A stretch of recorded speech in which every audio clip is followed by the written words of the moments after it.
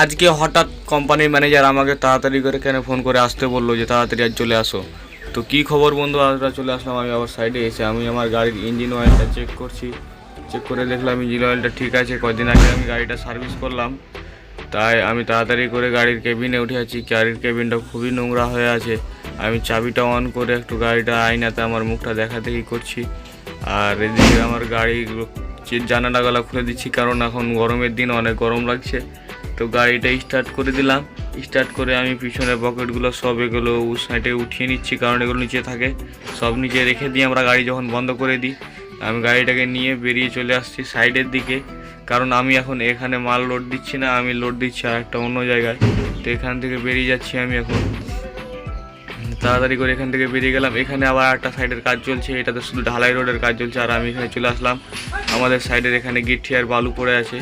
এসে গাড়ি লাগিয়ে আমি গাড়িগুলো লোড দিতে শুরু করে দিলাম। এখানে একটা বালুর গাড়ি তাও খালি করছিল।